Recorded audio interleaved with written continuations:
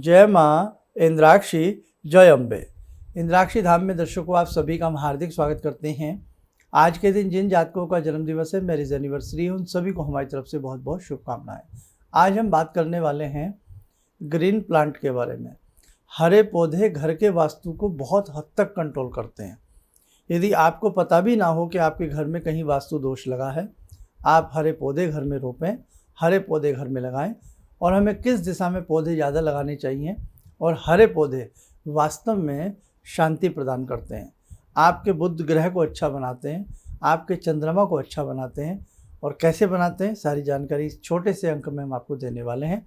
आइए पहले आज का हम पंचांग देखें।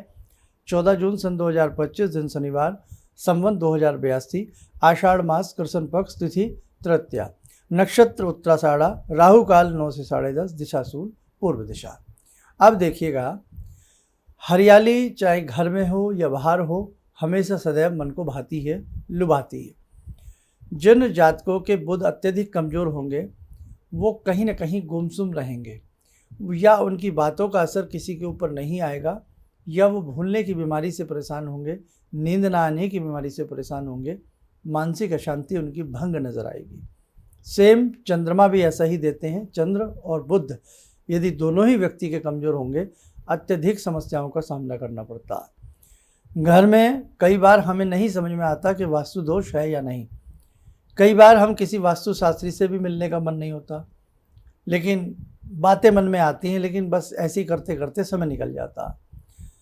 तो हरे पौधे आपके चंद्रमा को भी बलवान बनाते हैं, आपके बुध को भी बलवान बनाते हैं, आपको मानसिक शांति प्रदान करते हैं, और साथ ही आपके घर के वास्तु दोष को कंट्रोल करते हैं।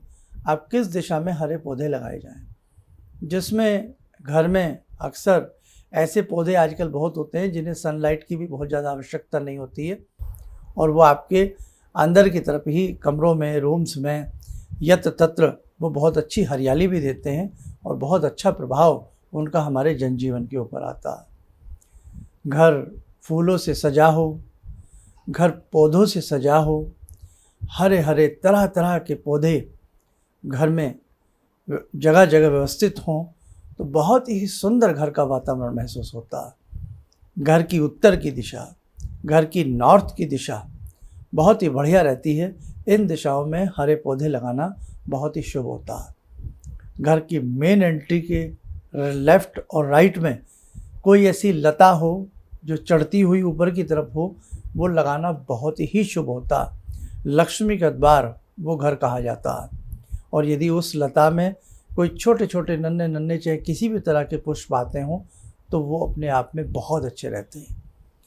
घर के अंदर एक ज़माना था मनी प्लांट लगाने का, बड़ा ही लोगों को शौक़ हुआ करता था। कांच की शीशियों में कहीं ना कहीं उसको लगाया करते थे। और आज भी ऐसी बात नहीं है जिन घरों में मनी प्लांट होता है, तो ये तो अर्थ नहीं है कि मनी बहुत होती है, धन बहुत होता है, लेकिन जिन घरों में मनी प्लांट का पौधा अच्छे से फलता फूलता है, उन घरों के बुध को, नकारात्मक एनर्जी को और बुध को वो अपने आप में सोख लेता है।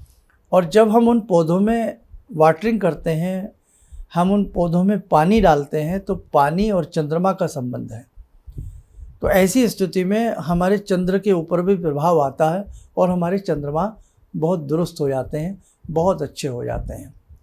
आपके घर की छज्जे, आपके घर की जो बालकनी होती है आपके घर की, उसमें भी आप हरे भरे पौधे लगाएं। तुलसी के बिरवे, तुलसी के पौधे ज़रूर रोपें। और उसी के साथ साथ बाहर की तरफ भी, यदि भले उत्तर दिशा ना मिल रही हो, आपकी बालकनी किसी भी दिशा में क्यों ना पड़ती हो, उसमें आप खुशबूदार पौधे लगा सकते हैं, गुलाब के पौधे लगा सकते हैं, वहाँ आप गेंदे के पौधे लगा सकते हैं, चमेली के पौधे लगा सकते हैं, मोगरा लगा सकते हैं, अपराजिता लगा सकते हैं। और यदि मकान बिल्कुल नीचे आप रहते हैं, तो फिर तो कहने क्या, फिर तो जलवा ही जलवा है। फिर तो बहुत अच्छे से आप अपने घर को फूलों से सजाइए, आप अपने घर को हरे पौधों से सजाइए। घर का जो उत्तर दिशा होती है घर की, जैसे आप जिस घर में रहते हैं, उस घर में बाहर निकलते समय क्या दिशा है, उसी से आपको दिशाओं का ज्ञान हो जाएगा।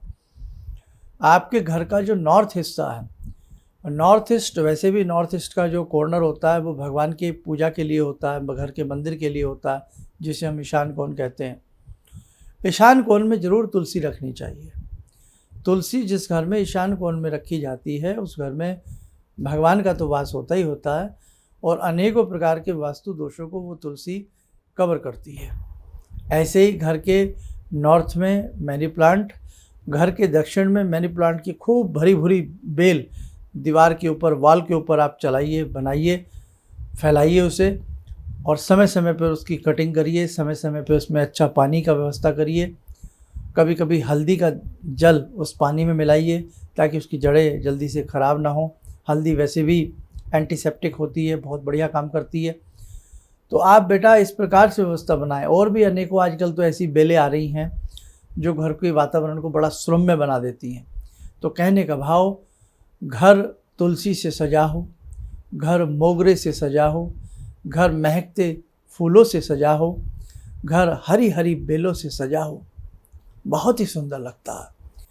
और जिस घर में पौधे फल फूलते हैं ना, उस घर में पितरों का सुंदर वास होता है, अर्थात उस घर में पितृ प्रसन्न होकर आशीर्वाद देने के लिए आते हैं। उस घर में देव प्रसन्न होकर के आशीर्वाद देने के लिए आते हैं। तो आप अपने घर में हरे भरे पौधे जरूर व्यवस्था कीजिएगा, आपके घर का 100% वास्तु दोष दूर हो जाएगा। उत्तर की दिशा का विशेष ख्याल रखें, उसमें पौधे जितने लगा सकते हैं उतने आपके लिए कम है। जिस घर में आपको लगता है कि यहाँ वास्तु दोष है, या राहु की पीड़ा चल रही है, या राहु की महादशा चल रही है, भूल कर भी एक्वेरियम नहीं रखना चाहिए। हमारा अधिकार नहीं है कि हम एक सागर में रहने वाली मछली को एक छोटे से पोट में उसको एक तरह से काले पानी की सजा हम दे दें। तो ध्यान रखें, आजकल फैशन के रूप में अपने मन को और अपने मनोरंजन को बढ़ाने के लिए हम जीवों पर दया नहीं करते हैं। तो बेटे ध्यान रखना, ये जीवों पर एक अत्याचार है। छोटे से बोट में मछलियों को जीवन भर के लिए एक संकुचित जगह में रखना। हम रात को सोते हैं, चाहते हैं अच्छे से हाथ पैर फैलें, अच्छे से सोएं, अच्छा सा रूम हो, अच्छा सा भवन हो। जैसा बेटे हम अपने लिए अच्छा चाहते हैं ना, वैसे ही जीवों का भी मन करता है हम अच्छे से रहें, अच्छे से खाएं, हम अच्छे से जीवन जिएं। ना उनके लिए कोई अदालत है, ना उनके लिए कोई ऐसी बहुत बड़ी सेवाएं हैं, ना उनके लिए कोई मकान है। वो तो बेचारे जंगलों में, ये जंगल कटते जा रहे हैं, पेड़ कटते जा रहे हैं, हम लोगों की जनसंख्याएं बढ़ती जा रही हैं, सब कुछ ख़त्म होता जा रहा है। वन्य जीवन तो बेटे आज नरक बन चुका है। इसलिए जीवों पर दया करें। हमेशा आप ऐसे कपड़े ना पहने, आप ऐसे जूते ना पहने, आप ऐसी बेल्ट ना लगाएं, आप ऐसे घर में कोई चमड़े की शीट वगैरह ना यूज करें जो किसी की हत्या करके बनाई गई हो। इसलिए ध्यान रखना, ज़िंदगी बहुत कीमती है। मैं आपको कहता आ रहा हूँ, आने वाला समय बड़ा ही दारुण है, बड़ा ही कठिन समय है, बड़ा ही विरह का मारा समय है आने वाला। इसलिए बहुत अच्छे से बेटे रहना सीखो, बहुत अच्छे से रहना सिखाओ, बहुत अच्छे से खाइए, बहुत अच्छे से रहिए, और बेटा सदैव जीवों पर दया करिए। तपती गर्मियाँ का समय है, जीवों के लिए, पक्षियों के लिए, चिड़ियों के लिए अपनी बालकनी में किसी पॉट में दाना रखिए, ठंडा ठंडा पानी रखिए, छत पर रखिए, कहीं कुत्तों के लिए, कहीं गाय के लिए, जितना आपसे बन सके उतना आप करने का प्रयास करें। ठीक है, चलिए आप समय और चला आज की ध्यान साधना का जोड़ते हैं जगत जननी मंगल करनी से। ॐ सिन्दूरारुण विग्रहां त्रिनयनां माणिक्यमूले स्फुरात् स्तारानायकशेखरं स्मितमुखी भापेन वक्षोरुवां पाणिभ्यामलपूर्णरत्नचषकां रत्नोत्परां बिभ्रति सौम्यां रत्नघटस्थरक्तचरणां ध्यायेत् पराम् अम्बिकां खड्गं चक्रगदेषु चापपरिगान् शूलम्बुशुण्डिं शिरा शङ्खं समदधतीं करे स्त्रीनयनां सर्वाङ्गभूषावृतां नीलास्मद्युतिमास्य पाददशकां सेवे महाकालिकां यामास्तो स्वपितैहरो कमलजो हन्तुं मधुं कैटवम् विद्युद्दामसमप्रभां मृगपते स्कन्दस्थितां भीषणां कन्याविहकरवालखेटविलसा धस्ताविरासेवितां हस्तैश्चक्रगदाशिखेटविशिखां चापं गुणं तर्जनीं विप्राणामलिलात्मिकां शशिधरां दुर्गां त्रिनेत्रां भजे। कवच बना लें, ध्यान करें, जगत जननी माँ का शुभ आशीष हम सबके ऊपर बरस रहा है।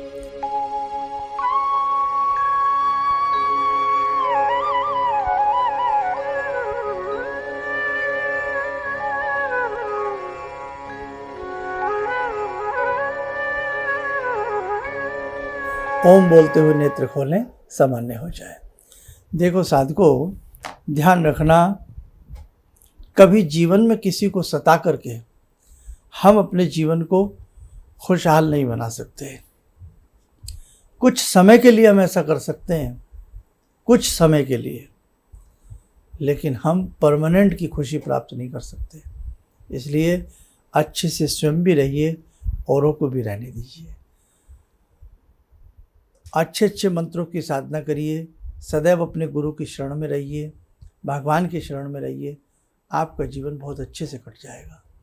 चलिए, आप सब लोग स्वस्थ रहें, सुखी रहें। इन्हीं शुभकामनाओं के साथ हम अपनी वाणी को विराम देते हैं। जय जय अम्बे।